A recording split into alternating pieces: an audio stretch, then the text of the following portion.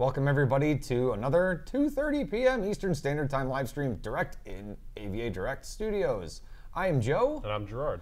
And we have quite a few things to talk about. I would say more tech heavy than gaming news, and also some exciting news coming from us, but we'll get to that later. Let's start off with the one thing that's pretty popular this week that I'm seeing everywhere. Everybody's reporting on it. So apparently Microsoft's API in DirectX now makes ray tracing and photorealism easier. What do you think about that, Gerard? Do you think that's something that's even necessary at this stage? I do think so, yeah. So with AMD working on, a ray tracing solution of their own, I personally think that it'll make it easier. It's going to open up ray tracing to all the other competition that NVIDIA is experiencing, including competition being AMD and Intel. Yeah, with their dedicated GPU that's going to be coming out within the next year or so here. Right. So I think it's going to make it a lot easier for them to adapt to it. It's also based off of DirectX 12, which is an existing API, so it's going to make it way easier for developers to adopt. Very true. And that's kind of the name of the game here. Whatever hardware manufacturers can do, or rather whatever software developers can do to make it easier to adopt current and future hardware generations is going to be what's going to win the race. That was kind of like, if you remember, when Vulkan API was kind of the thing. Yeah. 5 years ago, everybody was like, Vulkan is the future. Vulkan's coming out. Prepare for Vulkan, and then it died. Because not a whole lot of people decided to adopt that style of architecture in the development process. So it didn't necessarily die, it just sort of slipped into a coma. I mean, well, okay. So nobody shot it dead, but it's sleeping in a bed somewhere and it hasn't woken up. It's in hospice care. In hospice, everybody's just stopped passing through the room to see if Vulkan needed anything. And gets the occasional bouquet of flowers. Sent from Anonymous. Wakes up in the middle of the night crying.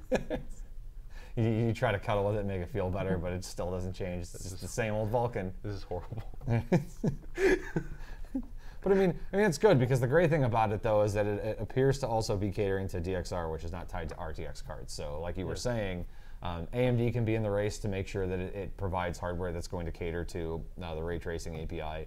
And then, of course, whenever Intel decides to come out with their solution, which I am eagerly waiting, ever since they came out with Larrabee, or didn't, that's something I've been looking forward to. And Intel is a huge player in the hardware race. So if they start to enter their offerings into the GPU market, that could be very bad news for NVIDIA, but fantastic news for enthusiasts such as us. Yeah. The competition always lowers prices, no matter which way you slice it. So the more, the merrier. Would you buy an Intel GPU? Do you even need to ask that question? I mean, I want to. Just for the record, since we're on camera, would you buy an Intel GPU? I would buy an Intel GPU. Is that why you're wearing a blue shirt?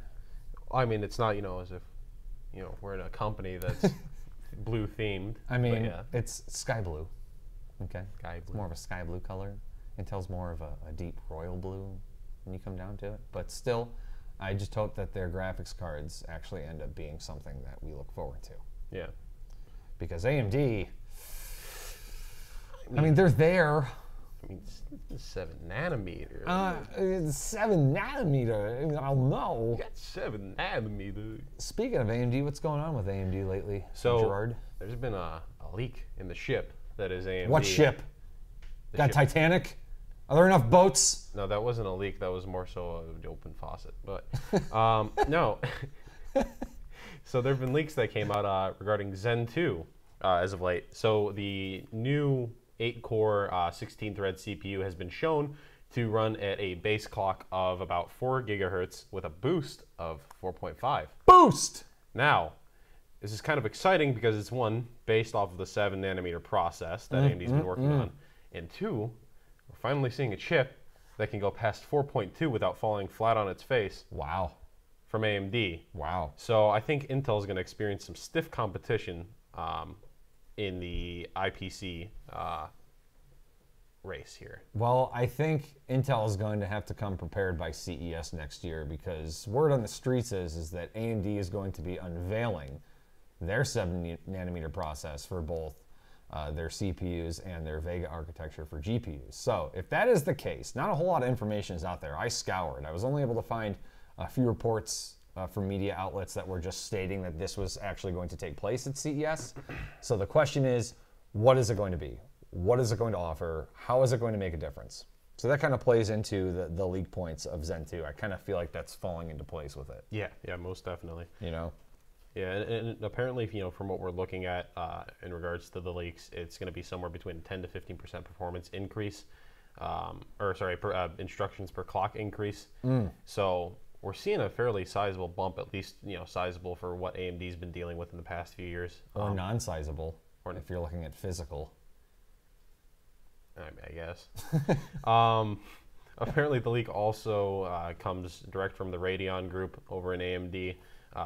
Apparently, they had commissioned one of those CPUs to use to see if drivers played nice, video drivers with the CPU. So it's seeming pretty official. The leak does come from a fairly reliable source as well over on the Hard OCP forums.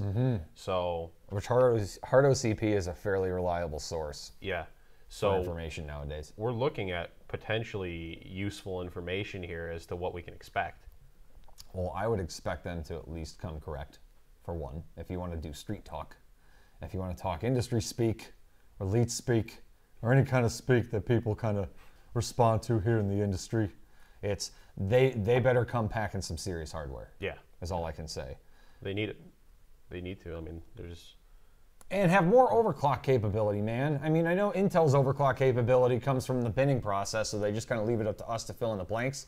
And maybe that's kind of what a lot of people don't know about AMD processors is that, and this has been stated previously on live streams, is that AMD is a much better quality control process when it comes to binning, and they're able to put out the chips that they want to put out, and that's why there's not a whole lot of headroom, because you're literally seeing what they intend to release and have as retail product.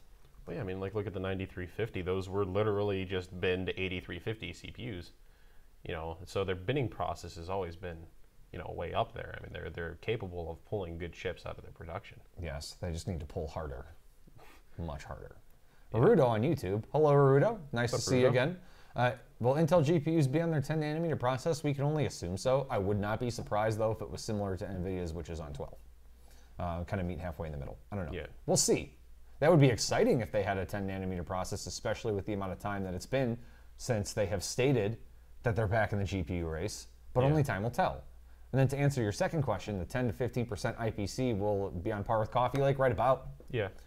Maybe even further. They might have enough time between when they announce their 7 nanometer technology, which is also going to be their GPUs. That's something to consider. You have Intel maybe kind of doing a 10 nanometer process, and now you have NVIDIA that's on 12. If they get Vega to 7 nanometer and that's what they're going to announce, that's huge. Yeah. They may actually be ahead of NVIDIA in the power consumption race because it's a smaller process. It will require less power. But will it be less power in terms of performance? Yeah, and back to Nobody knows. And back to being on par with Coffee Lake with Intel's further 14 nanometer delays, shortages, and 10 nanometer